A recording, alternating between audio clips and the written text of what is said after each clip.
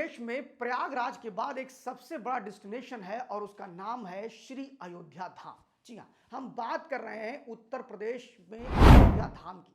जिस अयोध्या धाम को लेकर के कल तक कहा जाता था कि क्या भगवान राम लोगों को रोजगार देंगे, क्या अयोध्या रोजगार देगी, क्या अयोध्या से लोगों का घर का खर्चा चलेगा, तो आपको आज हम बताने जा रहे हैं हकीकत कि जी हाँ, अयोध्या में भगवान राम और हनुमान जी, माता सीता, लक्ष्मण भैया और भरत भैया ये मिल करके लोगों का पेट भर रहे हैं, लोगों को रोजगार दे रहे हैं। इकोनॉमी भी ऐसी जंप कर रही है कि आपकी आंखें खुल जाएंगी।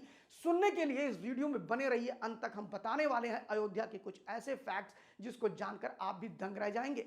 आपको बता दें कि अयोध्या में श्री राम जन्मभूमि की जो प्राण प्रतिष्ठा हुई थी, यानी पुनर्प्राण प्रतिष्ठा जो दोबारा हुई, वो 22 जनवरी 2024 को हुई थी। इसके बाद 22 जनवरी को जब फिर से इसकी रौनक देखेंगे तो आप दंग रह जाएंगे। अयोध्या के आसपास ही नहीं, पूरे देश में श्री राम जन्मभूमि के प्राण प्रतिष्ठा महोत्सव को इतना जबरदस्त तरीके से मनाया गया जिसकी आप कल्पना भी नहीं करेंगे। लेकिन यहां बात हम कर रहे हैं इकोनॉमी की। क्या अयोध्या में श्री राम जन्मभूमि बनने के बाद इकोनॉमी बदली? तो आपको बता दें कि अयोध्या में जिस प्रकार जनवरी के फर्स्ट वीक यानी कि नए वर्ष में जिस तरह लोगों का एक बहुत बड़ा जमावड़ा, दर्शनार्थियों का, तीर्थयात्रियों का एक इतना बड़ा हुजूम आया जिसने पूरा सिनेरियो ही बदल के रख दिया।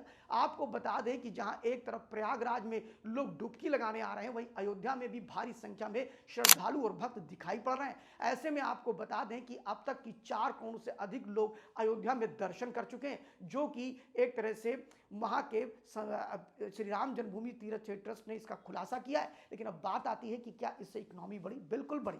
आपको बता दें कि जो इकोनॉमी इस तरह बढ़ गई कि आज जीएसटी देने में अयोध्या उत्तर प्रदेश के बड़े जनपदों यानी गौतम बुद्ध नगर, नोएडा, आगरा और लखनऊ से ज्यादा जीएसटी आज अयोध्या दे रहा है। इसके अलावा अगर बात करें तो अयोध्या में 2.5 लाख करोड़ रुपए का इन्वेस्टमेंट हुआ है और उस पर काम चल रहा है। अयोध्या में अगर सड़कों पर आप निकले तो फूल बेचने वाले जो लोग 25 कुंटल फूल एक दिन में बेच रहे हैं और उससे ज्यादा का फूल बेच रहे हैं, उनसे पूछिए कि अयोध्या की इकोनॉमी बढ़ी है कि नहीं बढ़ी है। आपको बता दें कि अयोध्या में जिस प्रकार तीर्थाटन बढ़ चुका है, जिस प्रकार वहां रोज आपको हजारों की संख्या में, लाखों की संख्या में भीड़ दिखाई पड़ती है, उससे इकोनॉमी ग्रोथ कर रही है। अयोध्या के अंदर अगर बात करें तो आज जिंजर होटल से लेके ताज, ओबराय जैसे लोगों ने अपने होटल बनाने शुरू कर दिए। 2026 तक आपको अयोध्या में रुकने के लिए ये 7 स्टार होटल मिल जाएंगे।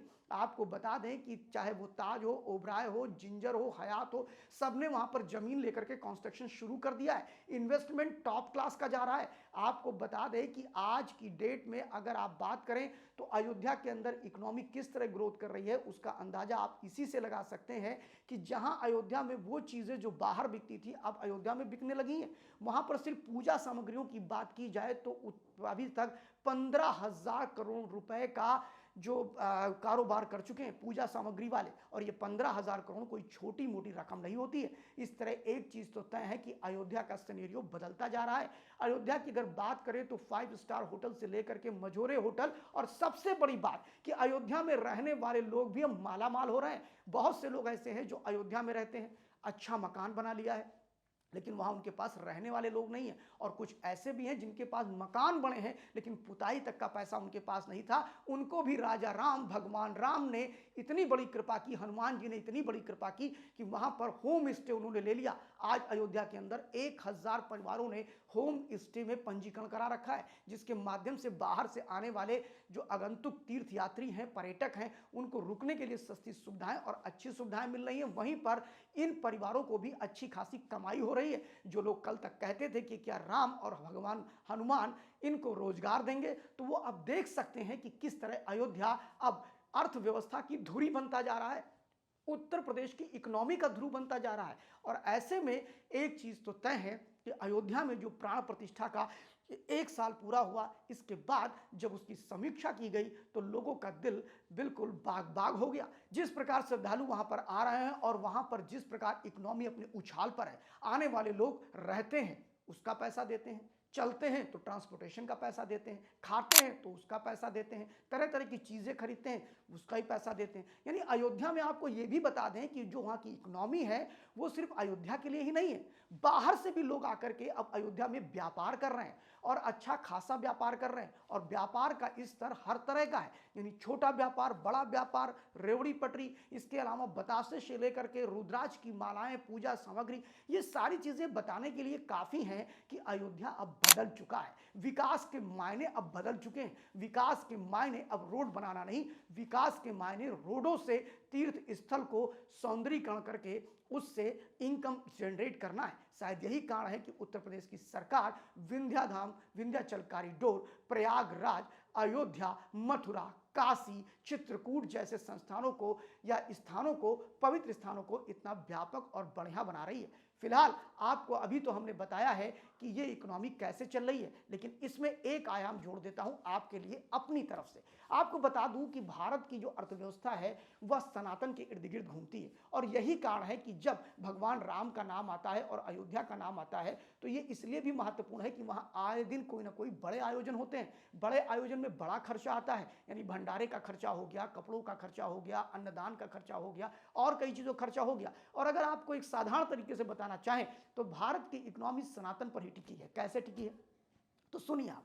भारत में जितने भी सनातनी हैं वह सभा सनातनियों में अगर मैं कह दूं सिर्फ 25 करोड़ ही सनातनी मूलभूत रूप में अपने सनातन परंपरा का पालन करते हैं, तो उसमें वो 25 करोड़ को ही ले लेते हैं, बाकी छोड़ देते हैं। ठीक है, तो अगर 25 करोड़ को लेते हैं तो वर्ष महीने में एक पूर्णिमा और एक अमावस्या का व्रत सनातनी रहते हैं। उसमें दान करते हैं, पुण्य करते हैं, घी का दीपक जलाते हैं, पूजा की सामग्रियां लेते हैं, हवन करते हैं और कपड़े खरीदते हैं, अच्छे अच्छे फल फ्रूट ये सब खाते हैं, अपने अन्न उपार्जन करते हैं, दूध पीते हैं। तो ये एक हुआ इकोनॉमी का स्रोत, जो कि एक अमावस्या और एक पूर्णिमा।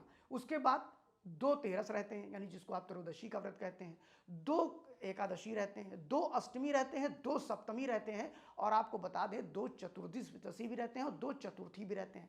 अब अगर इनको हम सबको जोड़ लेंगे तो आप 2 2 4 2 6 2 8 और 2 10 लगभग 12, यानी कि महीने में आधे दिन तो सनातनी सिर्फ दान करते हैं, पुण्य करते हैं, फूल की यूज होता है। अगर वो व्रत हैं तो फूल भी खरीदेंगे, व्रत हैं तो लोगों को दान भी करेंगे। ऐसी परिस्थिति में आप देखेंगे कि ये जो 2 एक अमावस्या, एक पूर्णिमा, 2 चतुर्थी, 2 त्रयोदशी, 2 चतुर्थी और इसके अलावा अगर बात करें तो 2 सप्तमी, 2 अष्टमी, 2 एकादशी, ये इतने व्रत रहने के बाद कुल मिलाकर के भारत की इकोनॉमी चलाने का जो मूल काम करते हैं वो राम ही करते हैं, वो कृष्ण ही करते हैं, वो गणेश जी ही करते हैं, वो हनुमान जी ही करते हैं। और अब तो हमारी अयोध्या श्री रामलला की जन्मभूमि ने ये साबित कर दिया है। उत्तर प्रदेश में सबसे ज़्यादा जीएसटी भरने वाली भी अब हमारी अयोध्या नगरी है, भगवान श्री राम की जन्मस्थली।